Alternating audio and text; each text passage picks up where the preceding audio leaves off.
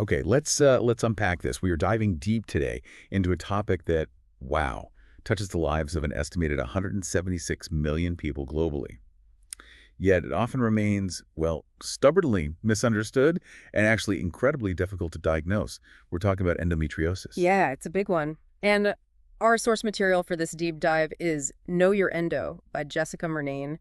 It's really presented as an empowering guide for understanding and navigating this pretty complex condition. And our mission, really, to dig into this book, pull out the absolute most important nuggets of knowledge and insight. We want to help you feel more informed, more empowered, whether endo is something you live with personally, maybe you know someone who does, or you're just, curious about a health issue that impacts such a massive number of people. Right. And when you look at that number, 176 million worldwide, it's staggering, really. But what makes the situation even more challenging, as the book really highlights, is the journey just to get a diagnosis in the first place. Oh, it's shocking. The average time, get this, from when symptoms first show up to actually getting a diagnosis is a brutal 8 to 10 years. Can you even imagine like a decade of pain, confusion, just trying to figure out what's wrong? It really points to a significant blind spot in healthcare, doesn't it? And that long delay, it's made worse by a really high rate of misdiagnosis.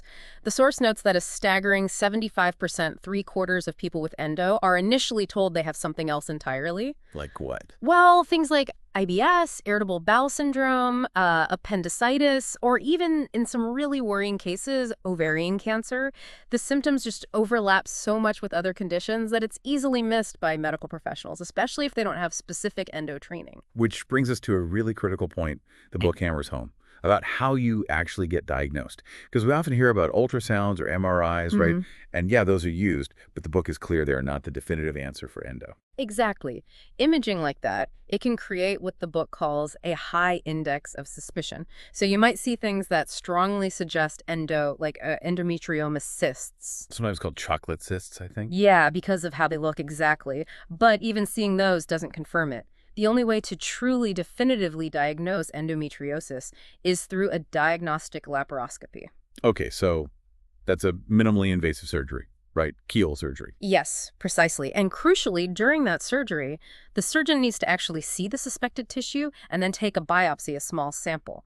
That sample then goes to a pathologist who looks at it under a microscope. They have to confirm the presence of endometrial-like tissue, the type that should be inside the uterus growing outside of it. Sometimes, even cysts that look just like endometriomas on a scan, they turn out not to contain endometriotic fluid or tissue when they're actually examined properly. Wow. So the surgeon has to visually ID it and take a sample for the lab. Okay, yeah, it makes total sense now why that diagnostic journey is so long if it actually requires surgery. And the stories in the book, they really bring this to life. Lynette's story is just, well, it's heartbreaking. Lynette, yeah. She's a yoga instructor, wasn't diagnosed until she was 53, after literally decades of symptoms that were just constantly explained away.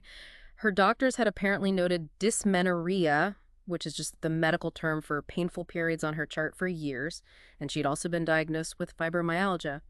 Then later, when her pain got worse in her mid-40s, she was told it was just, perimenopause.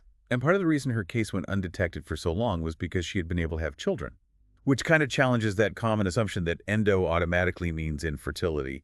That's not always true, but it seems like it was a factor in her symptoms being dismissed for so long. Absolutely. And the consequence for her, in her own words, was irreparable damage and catastrophic results. It permanently altered her life. Her story is just a really powerful, devastating illustration of the long-term cost of these diagnostic delays.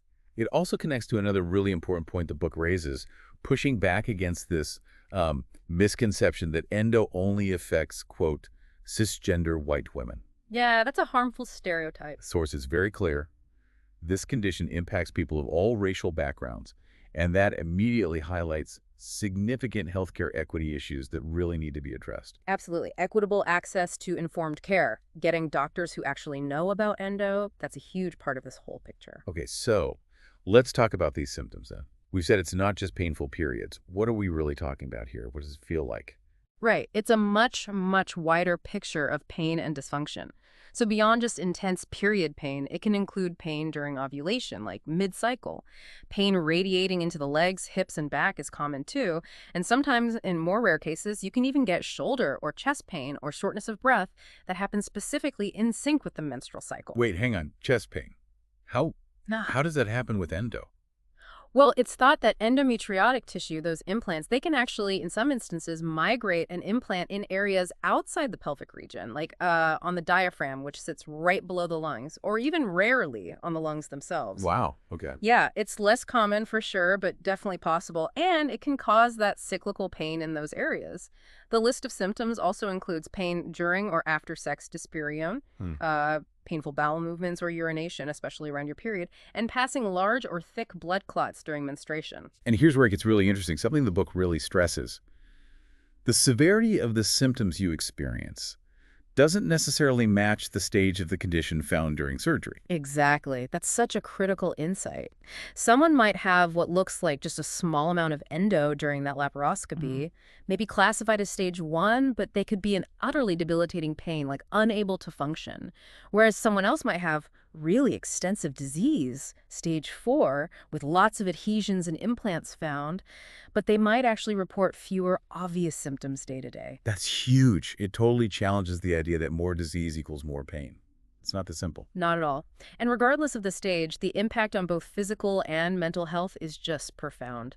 Beyond the sheer pain and the often crushing fatigue, the source notes that up to 90% of people with endo experience significant GI problems. Ah, okay. So like bloating, constipation, diarrhea, gas. All of the above, Yeah. which, going back to what we said earlier, is often why they get misdiagnosed with IBS for years. Right. It makes sense now. Precisely. And as the book explains, this happens because the scar tissue, the adhesions, and just the general inflammation caused by endo Yeah. often affects the organs that are literally right next door to the uterus, especially the bowel and bladder. Jessica Murnane, the author, she talks about her own experience with urinary agency because of this, like this next of kin effect, you know? Yeah. When the main area is inflamed and unhappy, the neighbors suffer too. And let's not forget endobelly. That term comes up a lot. Yes, the infamous endobelly. This is that really significant bloating and swelling that can happen, sometimes really rapidly. It can make someone look visibly pregnant, sometimes several months along. Which must be incredibly distressing. Oh, absolutely. The book touches on how this can lead to serious body image issues, sometimes obsession with weight, deep insecurity, especially when, people feel it's okay to ask if you're expecting. Which, as you can imagine, is particularly painful and triggering for anyone who might also be struggling with end-related infertility. Exactly. And the constant, often debilitating chronic pain, it just takes a massive toll on mental health. That's unavoidable. The book explicitly links chronic pain conditions like endo to increased rates of depression and anxiety. Jessica shared her own deeply raw and honest experience, contemplating her quality of life because the pain was so bad. She even talks about fantasizing about a sleep coma as an alternative to darker thoughts, just revealing the sheer depth of despair that relentless pain can cause. It's such a powerful reminder of how persistent pain can just bury so much of who you are, your empathy, your creativity, your ability to simply function, to find joy. And the source introduces a really fascinating psychological concept here called pain catastrophizing. Have you heard of this? I think so, but explain it. Okay, so this is basically where your brain, because it's experienced significant pain in the past, becomes kind of wired to anticipate future pain really negatively. As one expert is quoted in the book saying, basically, the best predictor for future pain is past pain. So this negative anticipation, this sort of dread, it can actually make your current pain feel worse. It creates this really difficult feedback loop. Wow. So your brain's reaction to expected pain actually amplifies the pain itself. That's rough. It really is. It highlights how complex the pain experience is. It's not just physical signals. So, okay, moving beyond the physical symptoms and their immediate impact, it's clear endo doesn't just stay confined to the body, does it? It seems to ripple out and affect pretty much every part of a person's life. How does it typically show up in personal relationships? Oh, it can be incredibly challenging. The book includes stories from people who felt really isolated or unsupported. Maybe their partner's family or friends kind of dismissed their pain. It's just a bad period. Or they get frustrated about constantly canceled plans, or they just don't understand or support the health choices someone needs to make, like dietary changes or needing rest. I loved the story, though, of Greg. His wife has endo, and he didn't fully grasp it until he saw her mention it online somewhere. And then he actually took it upon himself to research it. And he then told her, we have endo. It affects both of us now. That shift in perspective from you to we, that's so powerful for support, isn't it? It really is. It shows true partnership. But contrast that with Margot's story. Her family initially thought she was just being high maintenance or dramatic, just complaining a lot. It wasn't until a doctor actually gave the diagnosis, like officially named it, that they finally understood. And then they apparently felt tremendous guilt over all those years of dismissing her very real pain. And sometimes, unfortunately, those relationships can be actively detrimental, can't they? Irene's story is a pretty stark example of that. Yeah, she was in a relationship with a really critical boyfriend, and she realized she was constantly tense. Her pain levels were always high. After she left that relationship, her physical symptoms, including pain during sex, which she thought was just her permanent reality, actually decreased significantly. Wow. It just highlights how deeply stress and emotional well-being are intertwined with physical symptoms like pain. And sometimes making really difficult relationship choices is actually necessary for your health. It's a tough reality, but an important one. And work and career. That's another huge area that gets impacted, right? Managing a demanding job while dealing with unpredictable pain, fatigue, brain fog. It must be incredibly difficult. Hugely. The book shares Sabrina's story. She was a journalist in a high-stress environment. She made the really courageous decision to leave that career for a more flexible role, specifically so she could prioritize her health. That's a major life change. It was a trade-off, definitely. But she found ways to continue using her skills and passions in a way that was more sustainable for her body.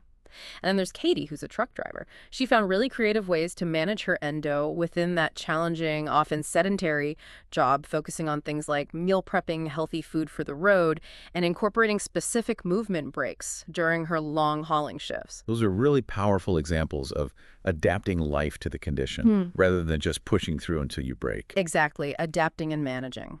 The book also tackles infertility, which is a topic so often linked with endo in people's minds. And it's crucial to clarify, as the source does, that having endo does not automatically mean you will face infertility. That's really important. So important. Many people with endo do conceive and have children without major issues. But for those who do struggle with fertility because of endo, the emotional toll is just immense. And the book makes it really clear that this aspect is often significantly underplayed or misunderstood. Community members shared things like the mental devastation of infertility feeling even worse than the physical pain of endo, or feeling this deep sense of shame, or feeling less of a woman. The grief and the feelings of failure are profound. And navigating that whole experience often involves not only exploring maybe alternative paths to parenting, if that's desired, but also dealing with sometimes really intrusive or critical questions from friends and family. People who simply don't understand the depth of the pain or the complexity of the choices involved. Absolutely. And the book really emphasizes the necessity, the absolute need, to find support from others who have actually walked a similar path. Partners, friends, family, however well-meaning they are, they may not fully grasp the emotional weight if they haven't experienced something like it themselves. Finding that shared understanding is key. Okay, so given all these challenges, the chronic pain, the fatigue, the misdiagnosis nightmare, the impact on relationships, work, mental health, where do you even begin to feel like you have some control? The book presents what it calls the Endo Toolkit. What's that about? Yeah, and this is framed brilliantly, I think. It's not positioned as a one-size-fits-all solution, definitely not a cure, but more like a collection of personalized strategies, tools you can use to help you manage your specific condition and feel more empowered in your own health journey. Right, and the first tool, week 1 in the book structure, is simply titled Knowing Your Endo. It sounds kind of basic, but it seems like this is really the foundational step. It absolutely is. It's about deeply understanding what the condition actually is, how it can manifest in different ways, what its potential impacts are on your body and life. And gaining this knowledge, it can stir up a lot of complex emotions, right? Maybe sadness about the past journey, anger at the medical system, frustration, but also, hopefully, a sense of empowerment that comes with finally understanding what's going on. The book encourages you to really sit with those feelings, acknowledge them, and importantly, it emphasizes actively tracking your symptoms. What are they? When do they happen? How severe are they? Also tracking how they make you feel emotionally and how they impact your daily life, what you can and can't do. That tracking itself becomes a really powerful tool. Okay, makes sense. Then week 2 is stress management. This seems absolutely crucial, especially because the book describes this vicious cycle it calls the strendo cycle. Stress, endo, inflammation. Exactly. Stress, endo symptoms, and inflammation constantly feeding each other. And stress here is defined really broadly. It's not just about major life crises like losing a job or a bereavement. It's defined as what arises when something you care about is at stake. And a huge constant stressor with a chronic condition like endo is the sheer uncertainty of it all. Never knowing when pain will flare up, how bad it will be, what its impact will be on your plans, your work, your relationships.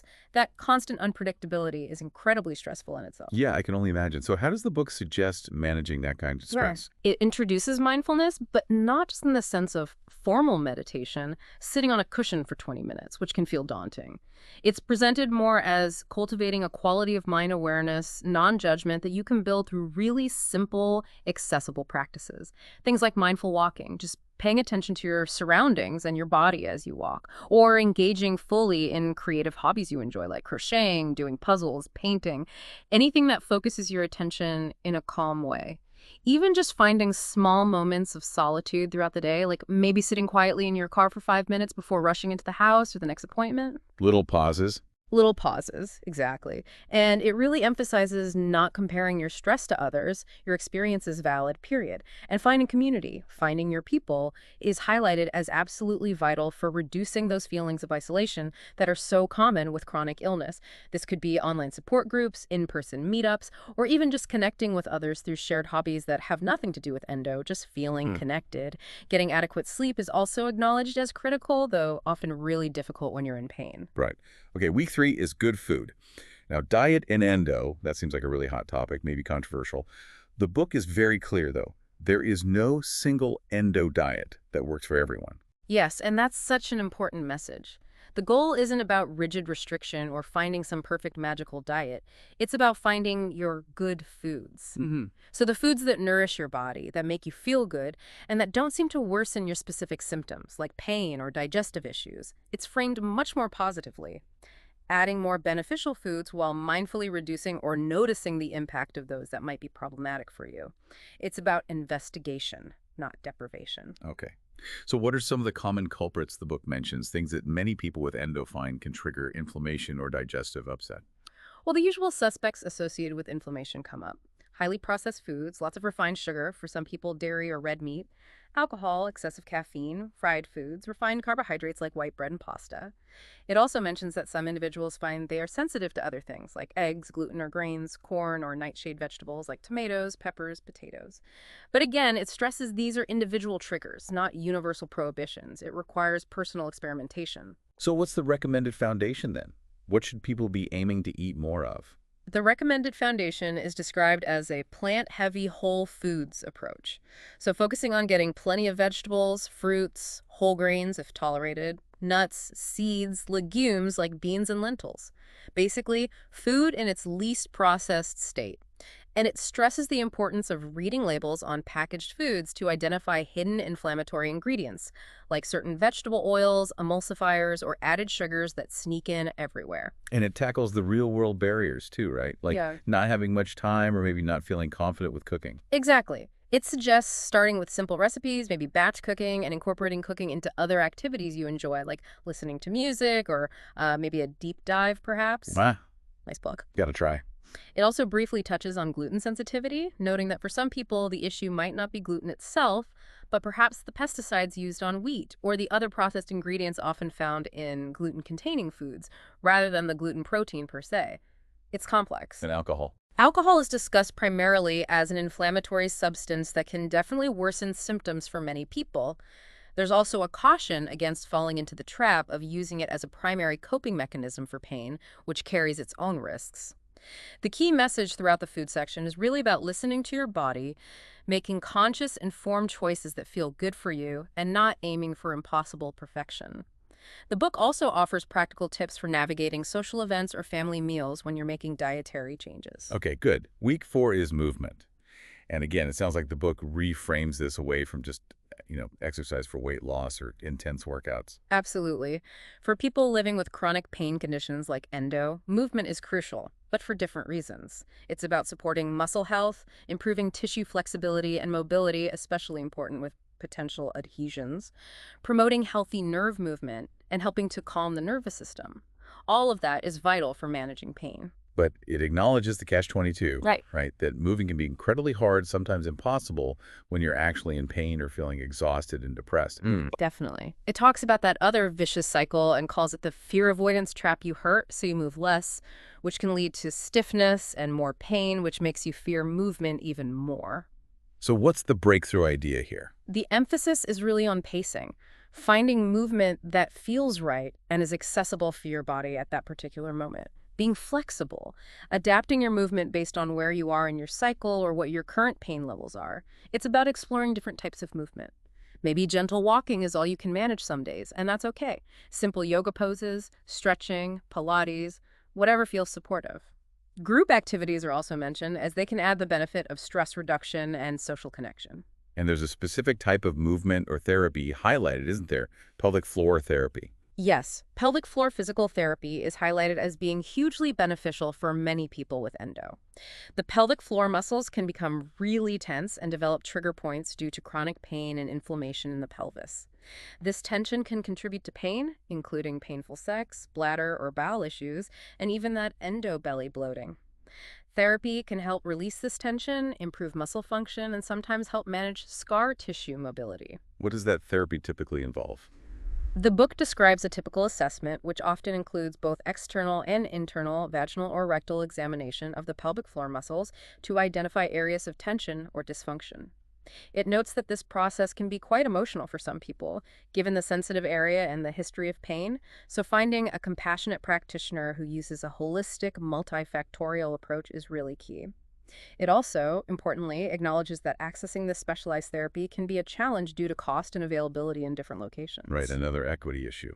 Okay, finally, week 5 is about creating a Kinderhome plus body. What does that entail? This section focuses on looking at the chemicals we're exposed to in our everyday products, things like skincare, makeup, shampoos, soaps, menstrual products like tampons and pads, and household cleaning supplies. It discusses the potential link between some of these chemicals and health issues, specifically mentioning endocrine-disrupting chemicals, or EDCs. EDCs, those are the chemicals that can interfere with our hormones, right? Exactly. They can mimic or block our natural hormones. The book frames this not as needing to panic and throw everything out overnight or achieving some kind of perfect non-toxic purity, because that's overwhelming and often unrealistic.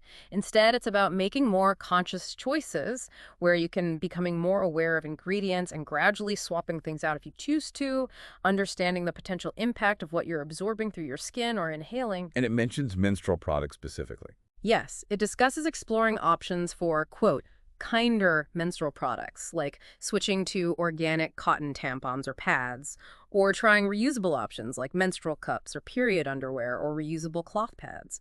These can be both more sustainable environmentally and potentially less irritating, or expose you to fewer chemicals than conventional products for some people. Okay, so it's about awareness and gradual changes, not perfection. Pretty much.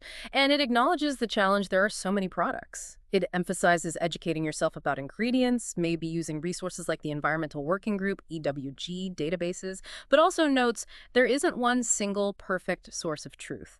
Ultimately, you have to make personal decisions based on your own sensitivities, budget, and comfort level. Got it. So that's the main toolkit. Beyond that 5-week structure, does the book touch on any other approaches people might explore? It does briefly mention a couple of other therapies that some people find helpful as supplemental tools, alongside conventional medical treatment like surgery or hormonal therapies. Traditional Chinese medicine, TCM, is one. This often involves things like herbal medicine and acupuncture, and the book notes that good TCM practitioners tend to focus on measurable goals and outcomes. It cautions against practitioners who promise miraculous cures, emphasizing it should be seen as supportive care. Okay. And the other one? Cannabis, or CBD, is also noted. The book explains that there are actually cannabinoid receptors located right there in the pelvic area, which suggests a potential biological reason why it might help some people with pelvic pain. It mentions potential applications like using CBD or THC suppositories, oils, or even using cannabis-infused lubricants to help with pain during sex. But with caveats, I assume. Definitely. It's important to note the book also cautions that cannabis, particularly THC, can actually increase anxiety in some individuals, so it's not right for everyone. And it absolutely shouldn't be seen as some kind of magic bullet or quick fix for endo pain. It's another potential tool in the box for some. And again, Access is probably an issue for many of these It's things. a huge issue. Access to things like pelvic floor therapy, acupuncture, even quality CBD or medical cannabis. Uh, It can be really limited by cost, insurance coverage, and just geographic location. It really highlights those persistent equity challenges in getting comprehensive, multifaceted care for endo. wow, okay, so this deep dive into Know Your Endo, Hmm. it really lays bare just how profoundly complex living with endometriosis is, doesn't it? Yeah, It seems to touch every single facet of life. absolutely. It's not just the physical pain and fatigue, which are immense in themselves, but it ripples out into relationships, careers, mental well-being, body image, financial stability, everything. And it's clear there's no single easy fix, no magic bullet. But the book really does offer such a powerful message of empowerment, doesn't it? Rooted in knowledge. Yes, empowerment through knowledge and providing this practical toolkit of strategies people can actually try, from truly understanding your body's unique symptoms and figuring out which foods support you, to actively managing stress in realistic ways, finding movement that feels supportive, and making kinder choices for your body and environment where you can. It really seems to emphasize self-compassion, finding your support system critically important, and accepting that managing this condition is often an ongoing journey, a process of discovery, not a destination. Exactly. And perhaps the most crucial takeaway woven throughout the book is that powerful, simple message. Despite the isolation that endo can often cause, you are absolutely, truly not alone in this. Hmm. So here's where it gets really interesting then, thinking bigger picture. Given everything we've discussed, that incredibly long and challenging diagnostic journey so many people face, the wide variety of symptoms that are so often dismissed or normalized, and the widespread impact this condition has on literally every area of life, what does this whole picture reveal about how we, collectively as a society, approach and advocate for complex women's health issues? Issues that have historically been misunderstood, underfunded, or just not taken seriously enough.